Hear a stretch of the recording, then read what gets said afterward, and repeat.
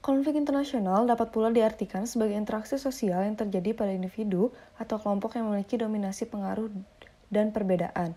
Beberapa konflik internasional, salah satunya geopolitik global saat ini, seperti perang Rusia-Ukraina, dan yang baru-baru ini terjadi antara Amerika Serikat dan China akibat kunjungan Ketua DPR Amerika Serikat ke Taiwan, berpotensi mempengaruhi kinerja sisi eksternal Indonesia, menurut Joshua.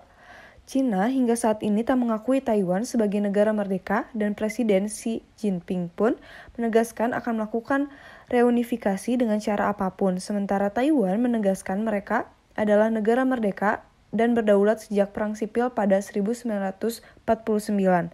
Amerika Serikat sendiri sebelumnya mengungkapkan bahwa mereka mengakui kebijakan satu China, namun terus memberikan bantuan kepada Taiwan baik persenjataan maupun militer. Taiwan pun menjadi salah satu penyebab memanasnya hubungan China dan Amerika Serikat. Seorang jenderal Angkatan Udara Amerika Serikat, Bintang 4 firasatnya mengatakan bahwa Amerika Serikat akan berperang melawan China dalam 2 tahun ke depan atau lebih tepatnya pada 2025 mendatang. Hal ini disampaikan Kepala Komandan Mobilitas Udara melalui sebuah memo kepada pimpinan dari sekitar 110.000 anggotanya. Surat tersebut bertanggal 1 Februari tetapi telah dikirim pada Jumat 27 Januari lalu. Saya harap saya salah, naluri saya mengatakan saya akan bertempur pada 2025, kata Jenderal Mike Minihan mengutip Reuters Minggu 29 Januari 2023. Namun pandangan sang jenderal tidak mewakili Pentagon tetapi menunjukkan keprihatinan di tingkat tertinggi militer Amerika Serikat atas kemungkinan upaya China untuk melakukan kontrol terhadap Taiwan yang diklaim China sebagai wilayahnya. Pemilihan presiden pada tahun 2024 berpotensi menciptakan peluang bagi China untuk mengambil tindakan militer, tulis Minihan. Awal Januari, Menteri Pertahanan Amerika Serikat, Lloyd Austin, mengatakan sangat meragukan bahwa peningkatan aktivitas militer China di dekat Selat Taiwan adalah tanda invasi segera oleh Beijing ke pulau itu. Sebagaimanapun diketahui, China telah meningkatkan tekanan diplomatik, militer, dan ekonominya dalam beberapa tahun terakhir di pulau yang memiliki pemerintahan sendiri itu. Pemerintah Taiwan mengatakan menginginkan perdamaian tetapi akan mempertahankan diri jika diserang. Menanggapi permintaan komentar, Brigadir Jenderal Angkatan Udara Patrick Ryder mengatakan dalam sebuah pernyataan bahwa persaingan militer dengan China merupakan tantangan utama. Fokus kami tetap bekerja sama dengan sekutu dan mitra untuk menjaga Indo-Pasifik yang damai, bebas, dan terbuka, katanya. Dampak yang akan terjadi apabila Amerika Serikat dan China berperang. Inflasi pun akan meroket karena ada kecenderungan pemerintah yang mencetak uang untuk membiayai perang. Selain karena kelangkaan energi yang mendorong harga, suku bunga pun akan naik untuk menetralkan inflasi. Alhasil, mata uang dolar Amerika Serikat berpotensi naik karena sebagai lindung nilai dan kenaikan suku bunga bank sentral. Ini menyebabkan utang-utang negara yang berdemonisasi greenback akan makin terpukul sehingga bisa menyebabkan resesi bahkan depresi. Depresi adalah situasi resesi dengan jangka waktu yang lebih lama. Pada Perang Dunia Pertama terjadi depresi yang berlangsung sekitar 10 tahun dimulai dari 1929. Depresi berpotensi terjadi mengingat keadaan ekonomi dunia saat ini yang sudah sangat rapuh karena tingginya inflasi. Hubungan internasional adalah kerjasama antar negara, yaitu unit politik yang didefinisikan secara global untuk menyelesaikan berbagai masalah. Menurut K.J. Hodgson, istilah hubungan internasional senantiasa berkaitan dengan segala bentuk interaksi di antara masyarakat-masyarakat negara, baik itu yang dilakukan oleh pemerintah maupun oleh negara-negara. Makna hubungan internasional adalah hubungan antar bangsa, kelompok-kelompok bangsa dan masyarakat dunia, dan kekuatan-kekuatan, proses-proses yang menentukan cara hidup, cara berpikir dan bertindak. Makna dari hubungan internasional adalah adanya kerjasama antar negara dalam menghadapi masalah global yang dihadapi, seperti terorisme, pandemi, lingkungan, dan kemanusiaan, bersama memajukan peradaban manusia melalui pertukaran budaya, diplomasi, dan kebijakan. Hubungan internasional menjadi salah satu komunikasi yang penting bagi suatu negara di era globalisasi. Negara perlu menjalin hubungan dengan negara lainnya untuk berbagai kepentingan, seperti untuk menciptakan hidup berdampingan yang berlangsung secara damai, adanya penyelesaian masalah yang dilakukan secara damai dan diplomatis, untuk membangun solidaritas serta adanya sikap saling menghormati antar bangsa. Suatu bangsa yang merdeka tidak dapat hidup sendiri tanpa bantuan dari negara lain. Maka dari itu, untuk menjaga kelangsungan hidup dan mempertahankan kemerdekaannya, suatu negara membutuhkan dukungan dari negara lain. Misalnya, di awal kemerdekaan, bangsa Indonesia membutuhkan pengakuan dan dukungan dari negara lain. Oleh karena itu, para pendiri negara ini menjalin hubungan dengan India, Australia, Amerika Serikat, dan negara lainnya.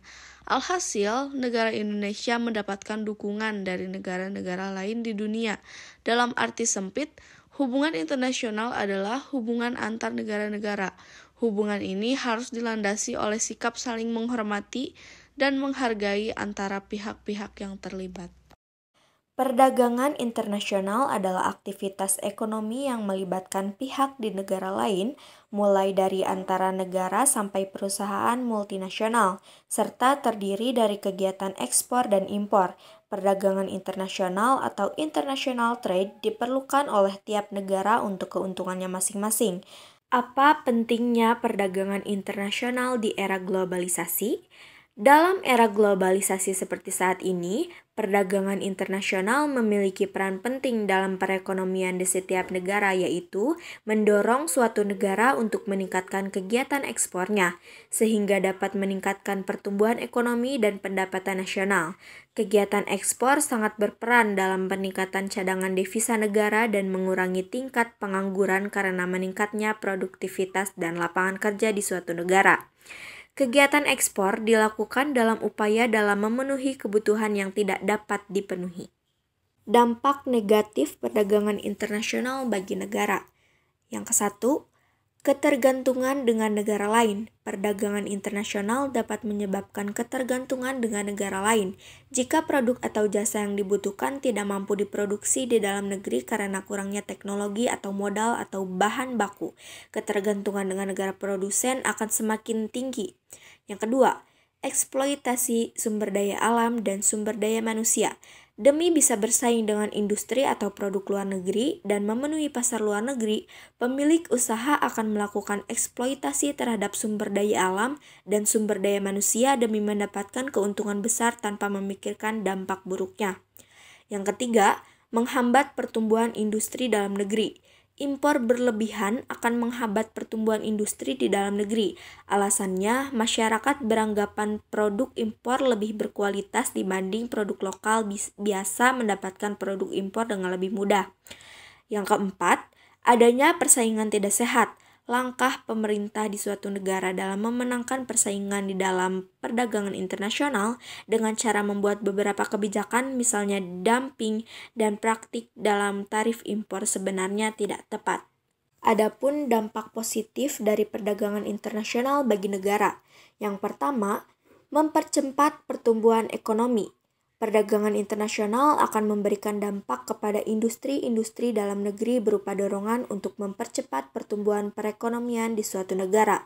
Dengan adanya perdagangan internasional, permintaan dan penawaran ekspor produk untuk negara lain akan semakin meningkat. Contohnya saja perkembangan pada industri tekstil, kerajinan, udang, kopi, ataupun karet. Yang kedua, memperluas pasar produk dalam negeri. Perdagangan internasional membantu memperkenalkan produk dalam negeri ke pasar internasional, sehingga cakupan pasar menjadi semakin luas. Pada gilirannya, hal itu akan membantu meningkatkan produksi perdagangan. Yang ketiga, mempererat hubungan antar negara. Perdagangan internasional dapat mempererat hubungan di antar dua negara atau lebih yang saling bekerja sama dalam bidang perdagangan. Melalui kerjasama perdagangan, negara-negara tersebut akan sama-sama mendapatkan keuntungan. Saling ketergantungan antara negara dalam urusan perekonomian yang seringkali memicu hubungan yang erat. Yang keempat, sumber devisa negara. Devisa adalah sumber valuta asing sebagai alat pembayaran dari perdagangan internasional antar negara. Tidak semua mata uang negara lain dinyatakan devisa, tetapi hanya jika mata uang tersebut dijadikan sebagai alat tukar barang atau jasa antar negara. Dengan meningkatnya pertumbuhan ekonomi karena perdagangan internasional, devisa negara pun akan bertambah dengan adanya perdagangan internasional. Devisa diperoleh dari berbagai negara yang membeli produk dari suatu negara. Devisa itu berbentuk mata uang asing seperti dolar, euro, yen, dan macam-macam mata uang dari negara lain.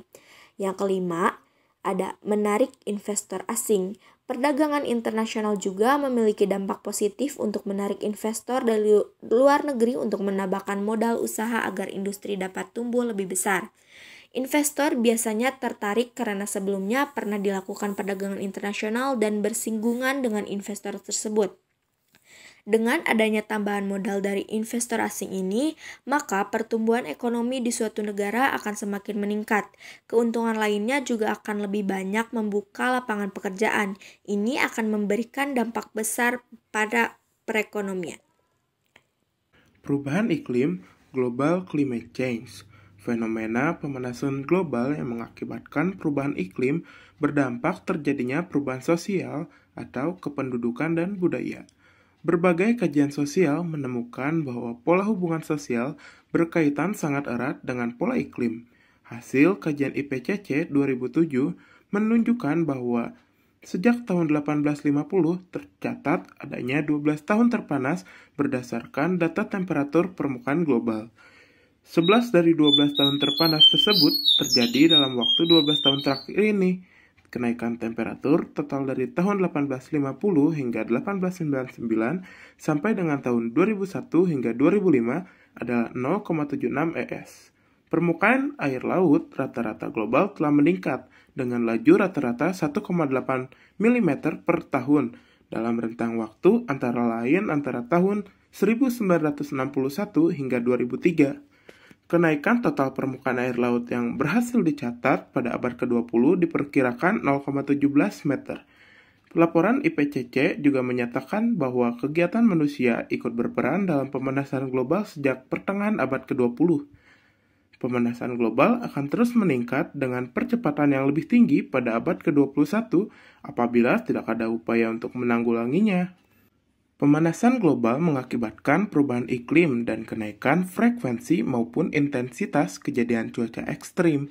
IPCC menyatakan bahwa pemanasan global dapat menyebabkan terjadi perubahan yang signifikan dalam sistem fisik dan biologis, seperti peningkatan intensitas badai tropis, perubahan pola presipitasi, salinitas air laut, perubahan pola angin, mempengaruhi masa reproduksi hewan dan tanaman, distribusi spesies dan ukuran populasi, frekuensi serangan hama dan wabah penyakit, serta mempengaruhi berbagai ekosistem yang terdapat di daerah dengan garis lintang yang tinggi, termasuk ekosistem di daerah Arktika dan Antartika, lokasi yang tinggi, serta ekosistem pantai. Jika tidak ada upaya yang sistematis dan terintegrasi untuk meningkatkan ketahanan terhadap perubahan iklim dan perbaikan kondisi lingkungan lokal dan global mulai dari sekarang, maka dampak yang ditimbulkan akibat adanya perubahan iklim ke depan akan semakin besar dan lebih lanjut akan berdampak pada sulitnya mencapai sistem pembangunan yang berkelanjutan. Penanganan masa perubahan iklim dalam konteks pembangunan membutuhkan manajemen perubahan iklim secara efektif dan pada saat bersamaan mengantisipasi dampak perubahan iklim global jangka panjang serta komprehensif. Juga membutuhkan pendekatan lintas sektor baik pada tingkat nasional, regional, maupun dalam lokal. Dalam menghadapi perubahan iklim, peningkatan ketahanan sistem dalam masyarakat untuk mengurangi resiko bahaya perubahan iklim dilakukan melalui upaya adaptasi dan mitigasi. Adaptasi merupakan tindakan penyesuaian sistem alam dan sosial untuk menghadapi dampak negatif dari perubahan iklim. Namun, upaya tersebut akan sulit memberi manfaat secara efektif apabila laju perubahan iklim melebihi kemampuan beradaptasi. Oleh karena itu, adaptasi harus diimbangi dengan mitigasi, yaitu upaya mengurangi sumber maupun peningkatan rosot atau penyerap gas rumah kaca. agar supaya proses pembangunan tidak terhambat dan tujuan pembangunan berkelanjutan dapat tercapai. Dengan demikian, generasi yang akan datang tidak terbebani oleh ancaman perubahan iklim secara lebih berat. Adapun definisi perubahan iklim adalah berubahnya kondisi fisik atmosfer bumi, antara lain suhu dan distribusi curah hujan yang membawa dampak luas terhadap berbagai sektor kehidupan manusia. Kementerian Lingkungan Hidup 2001. Perubahan fisik ini tidak terjadi hanya sesaat, tetapi dalam kurun waktu yang panjang. Menurut Lapan, 2002 mendefinisikan perubahan iklim adalah perubahan rata-rata salah satu atau lebih elemen cuaca pada suatu daerah tertentu. Sedangkan istilah perubahan iklim skala global adalah perubahan iklim dengan acuan wilayah bumi secara keseluruhan. Menurut IPCC 2001, menyatakan bahwa perubahan iklim merujuk pada variasi rata-rata kondisi iklim suatu tempat atau pada variabilitasnya yang nyata secara statistik untuk jangka waktu yang panjang, biasanya dekade atau lebih. Selain itu, juga diperjelas bahwa perubahan iklim mungkin karena proses alam internal maupun ada kekuatan eksternal atau ulah manusia yang terus-menerus merubah komposisi atmosfer dan tata guna lahan. Manfaat yang akan didapatkan dari melaksanakan hubungan internasional di era globalisasi. Pertama, manfaat ideologi, yakni untuk menjaga dan mempertahankan kelangsungan hidup bangsa dan negara. Kedua, manfaat politik, yaitu untuk menunjang pelaksanaan kebijakan politik dan hubungan luar negeri yang digunakan untuk kepentingan nasional, terutama untuk kepentingan pembangunan di segala bidang.